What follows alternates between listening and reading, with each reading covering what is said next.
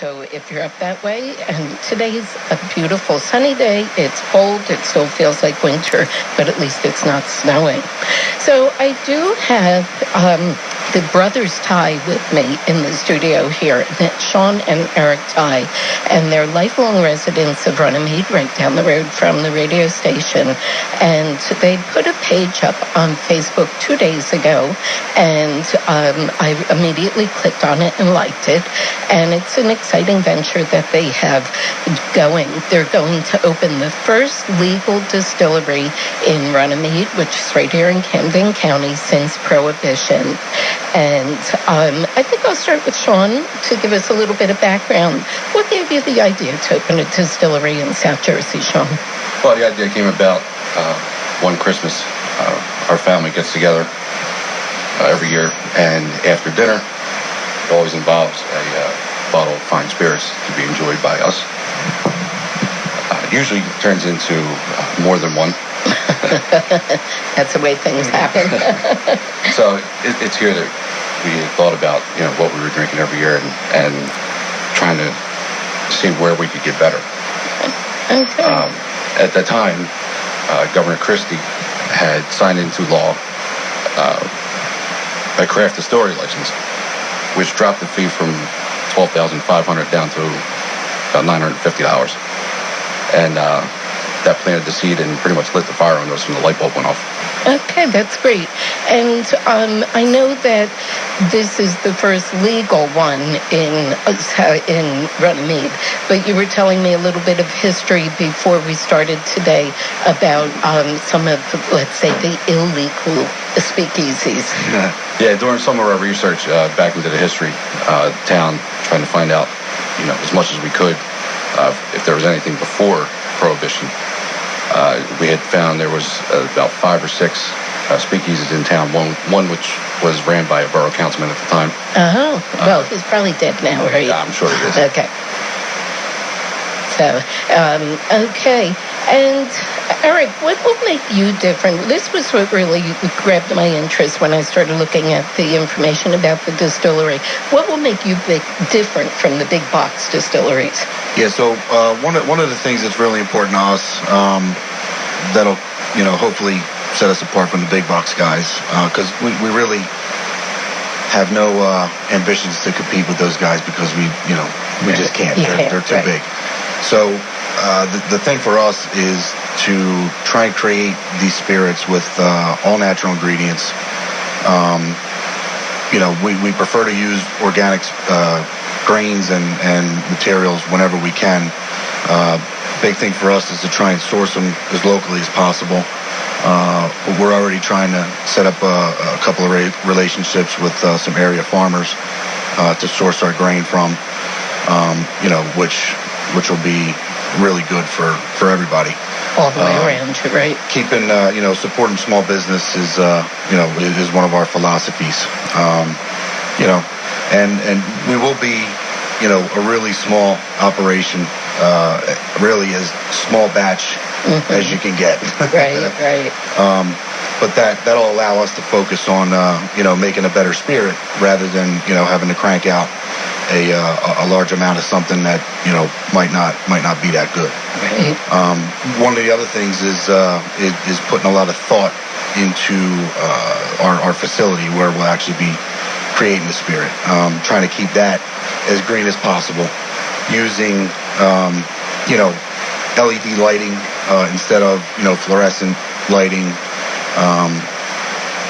The big thing, I guess, for us, for our heat source for our still, will be using electric instead of open flame gas. Right. We don't have to vent anything at that point. We're not, we're keeping our carbon footprint down as low as possible. And when, after we're done fermenting any of the mash that's left over that you really can't use or you would throw out, a lot of distilleries are now using that mash and giving it to local farmers for free. Happy animals? Yeah, exactly. Yeah. So, it makes their animals happy. Are there any pig farms left in Deptford? I think there might be. I'm not really sure, but Sean and I actually just became members of Cecil Creek. Okay. I know where it is. It's down by me. Right. Yeah. And they're offering a bunch of co-op shares. So we're going to, hopefully have some discussions with those guys and see if they want to, maybe make a trade. Right. Oh, that's great. And it cuts down on our cost, our operating cost. So. Yeah. Well, Eric, tell me about the name. Well, first of all, tell people what the name is. Yeah, so the name that we decided on is Irish Hill Distillery. And the name for, most people in the area, once they hear it, they're gonna make the connection instantly. Where Sean and I grew up on 11th Ave in Runnymede, pretty much in the shadow of Irish Hill. It's a local landmark that, if you're from the area, again, you'll know it. One thing is it's the highest point in Camden County. You're able to see Philly from the top. And, when we grew up, that was kind of like, I guess it was the lover's lane of its day, but, we had a lot of fun playing there. And it's got a lot of history to it. It goes back all the way to, the 1600s. It was part of the first, really, I guess, kind of major highway that was in the area. It used to literally go right over top of that hill. You said it went from, you were telling me the two towns that it went from. Sean, what was it again? It went from Gloucester City, where Gloucester City is today, right, out to about Laurel Springs. Yeah. So it's a little bit of local history that I didn't know. That's great. Yeah, so again, when he and I actually made the decision to go for it, we said, we're going to need a name.